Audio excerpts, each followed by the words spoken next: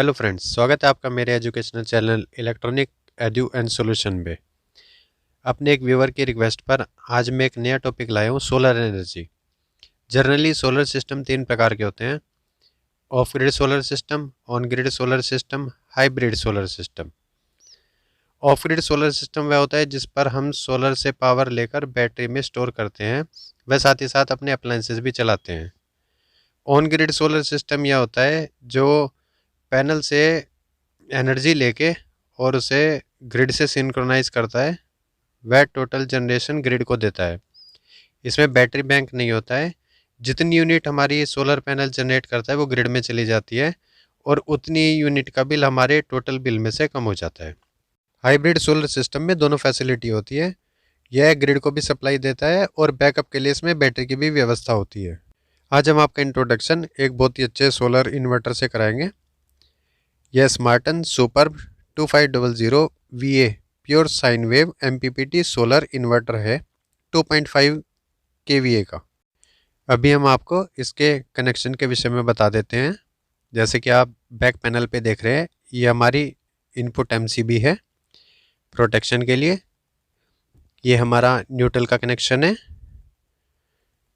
और ये हमारा अर्थ का है और ये हमारा लाइव का है। और ये जो एक कनेक्टर है जिसमें 2 पॉइंट है, ये हमारे पैनल की आउटपुट का है। यहाँ से हमारे पैनल से जो 2 वायर आएंगे वो इसमें लगेंगे। और ये हमारी लीड है, बैटरी प्लस बैटरी माइनस। ये 24 वोल्ट की बैटरी में लगती है। इसके साथ टर्मिनल थंबल होते हैं और ये 16 mm की लीड होती है, काफ़ी हैवी होती है। चलिए अब आपको सोलर इन्वर्टर की कैटेगरीज के विषय में बताते हैं।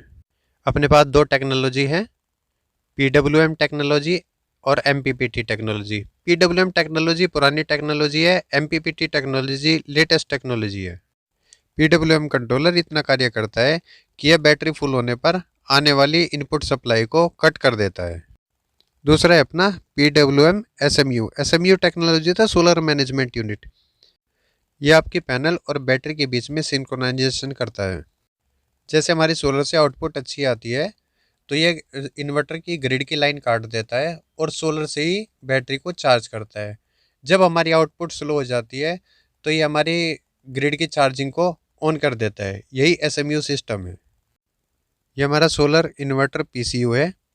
इसमें हमारी दोनों चीज़ें होती हैं। इसमें हमारा इन्वर्टर भी होता है और SMU भी होता है। और ये हमारा टोटली वर्क करता है। इसमें हम डायरेक्ट पैनल के कनेक्शन देते हैं और आउटपुट बैटरी पे लेते हैं और होम अप्लायंसेस चलाते हैं। इसमें सभी प्रोटेक्शंस होती हैं और डिस्प्ले में सभी प्रकार की इंफॉर्मेशन भी डिस्प्ले होती है। आगे हमारा MPPT solar charge controller. MPPT हमारी आने वाली जनरेशन की टेक्नोलॉजी है और ये लेटेस्ट टेक्नोलॉजी है।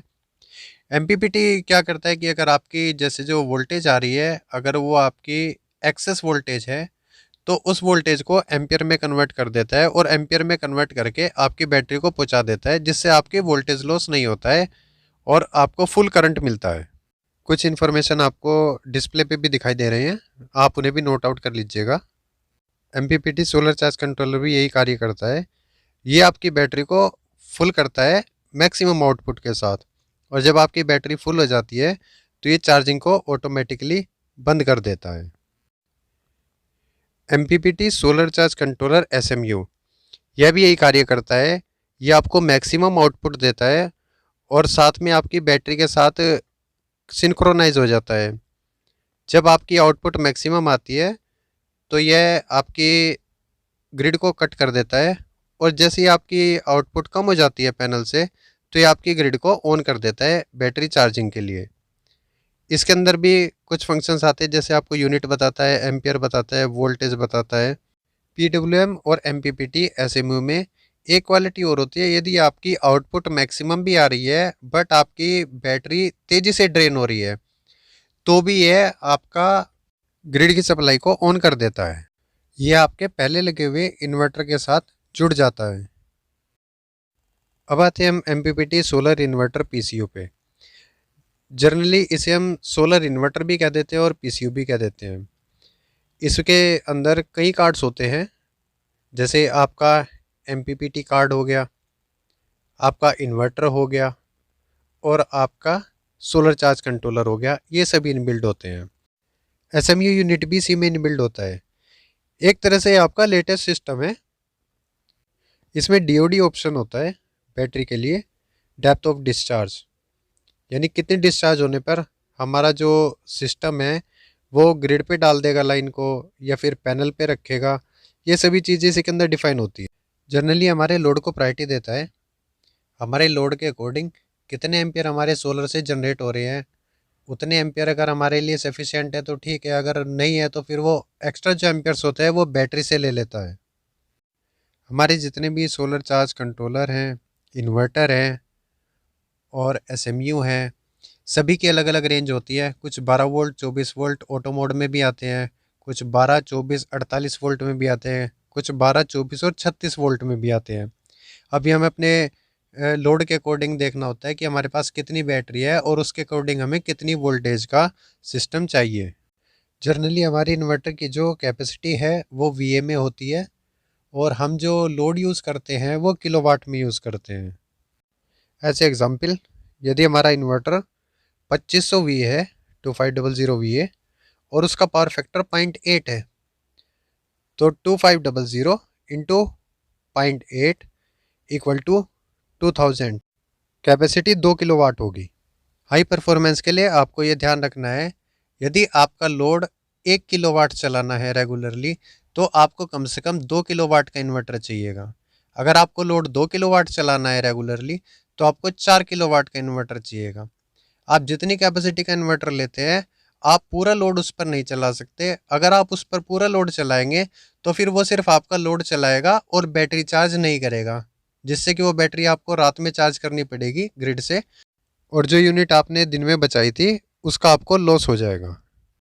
2500 VA के सिस्टम पर आप 100 एम्पियर से लेके 220 एम्पियर तक की बैटरी कनेक्ट कर सकते हैं। चलिए फ्रेंड्स, आगे चलते हैं। अब हम चलते हैं सोलर पे। अभी मैं आपको सेटअप दिखाता हूँ। ये सोलर है मोनोपर्क सोलर पैनल। ये हमारे 400 वाट का एक पैनल है और near about 10 amperes output generate करता है। ये हमारे 4 पैनल है, तो चारों को हमने पैरेलल में कनेक्ट किया हुआ है। जब हम पैनल को पैरेलल में कनेक्ट करते हैं, जैसे हमारे एक पैनल की वोल्टेज 40 वोल्ट है और एम्पियर 10 है, तो हमारी जो टोटल आउटपुट होगी वो 40 वोल्ट और 40 एम्पियर हो जाएगी। जनरली पैरेलल में हमारी वोल्टेज सेम रहती है और एम्पियर प्लस हो जाते हैं सभी के। मोनोपर्क पैनल की एफिशिएंसी काफ़ी अधिक होती है। अभी हम आगे आपको पैनल के विषय में भी बताएंगे कि हमें कौन से पैनल लगाने चाहिए, किस पैनल के क्या बेनिफिट है और क्या एडवांटेजेस है और क्या डिसएडवांटेजेस है। ये आप देखिए, ये कनेक्शन है पैनल के। अभी हमारे यहाँ सभी पैरेलल कनेक्शन है। ये आप जो बीच में गैप देख रहे हैं, ये गैप नियर अबाउट 50 mm या 2 इंची का होना चाहिए पैनल के बीच में। इससे कभी जैसे आंधी तूफान आता है तो आपका एयर प्रेशर नहीं बन पाता, वो साइड में से रिलीज़ हो जाता है और आपका पैनल सेफ रहता है। ये हमारे कनेक्टर है MC4 कनेक्टर। ये 4 वे कनेक्टर है। ये पेयर आता है प्लस और माइनस का। जो सिंगल साइड है वो हमारी आउटपुट में चली जाती है कंट्रोलर के अंदर, और ये सभी जो हमारे पैनल की इंडिविजुअल है वो दूसरी साइड लग जाती है। हमारे जितने भी कंट्रोलर्स होते हैं वो VOC और करंट दोनों पे डिपेंड होते हैं। सबके VOC और करंट अलग होते हैं, तो वो हमें अपने पैनलों के साथ मैच करनी होती है कि हमारा कौन सा कंट्रोलर कितने पैनलों के साथ अटैच होगा और किस उसमें होगा, सीरीज में और पैरेलल में। 40 एम्पियर के लिए हमारा 10 mm का वायर सफिशेंट होता है। बाकी आप वीडियो में भी देख रहे हैं, इसमें वायर की डिटेल है। जनरली हमारा जो वायर होता है सोलर का वो ऑर्डिनरी 10 mm के वायर से अलग होता है। उस पर टिन की कोटिंग होती है, जिसके कारण हमारा जो कॉपर है उस पर कार्बन नहीं आता। तो आप जब भी ले सोलर का स्पेशल वायर ले, उससे आपको परफॉर्मेंस और करंट दोनों अधिक मिलते हैं। चलिए अब आपको सोलर पैनल के विषय में बताते हैं। वैसे तो बहुत सी क्वालिटीज़ हैं और बहुत सी टेक्नोलॉजीज़ हैं सोलर में जो यूज़ होती है, कुछ आप स्क्रीन पे देख भी रहे हैं, बट अभी हम आप उनके विषय में बताएंगे जो हम जनरली यूज़ करते हैं। सबसे पहले हम आते हैं मोनोपर्क पे। मोनो क्रिस्टलाइन पैनल में प्योर सिलिकॉन क्रिस्टल्स होते हैं इनका रंग डार्क ब्लू और ब्लैक होता है। इनकी एफिशिएंसी हाई होती है।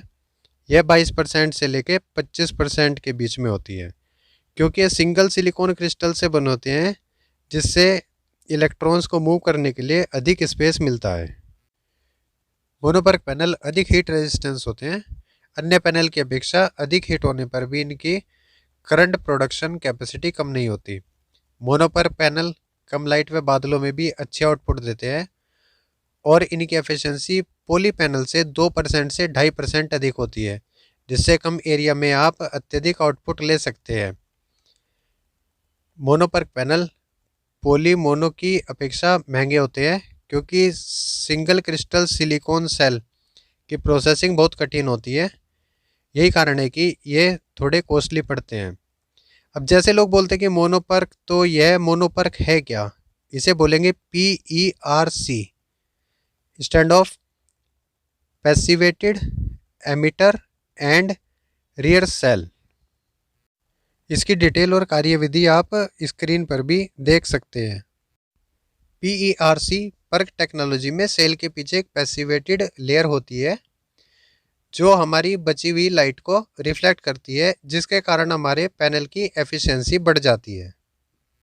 अब हम आपको बताते हैं पॉलीक्रिस्टलाइन पैनल के विषय में। पॉली पैनल मोनो पैनल से साइज में बड़े होते हैं। पॉली पैनल मोनो पैनल से सस्ते होते हैं और इनके सेल को बनाने में उपयुक्त सिलिकॉन कम शुद्ध होता है।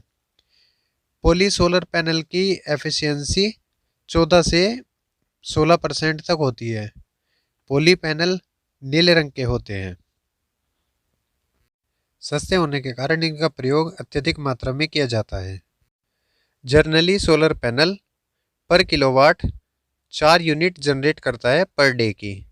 बाकी ये यूनिट आपके पैनल की परफॉर्मेंस पे भी डिपेंड करता है। आपको बताते हैं सोलर पैनल एनर्जी कैसे जनरेट करता है। सोलर पैनल फोटोवोल्टिक होते हैं। जब वो सूर्य के सामने होते हैं तब सूर्य की किरणों से वो एनर्जी एब्जॉर्ब करते हैं। यह एनर्जी सेमीकंडक्टर को ट्रांसफ़र होती है, जिससे इलेक्ट्रिक फील्ड क्रिएट होता है, जो वोल्टेज और करंट बनाता है। यह आपकी डिलीवरी V/I = वाट होती है। 72 सेल जनरेट करता है 33.12 वोल्ट। ईच सेल प्रोड्यूस करता है 0.46 वोल्ट। हाफ कट पैनल यह ऐसे स्थानों पे लगता है जहाँ पर छाया अधिक आती है। यह 2 भागों में होता है। यदि एक भाग में भी छाया आ जाए तो दूसरे भाग से इलेक्ट्रिसिटी प्रोड्यूस होती रहती है। जनरली ये प्रॉपर्टी सेम वर्क करती है, चाहे आपका मोनो हो या पॉली हो।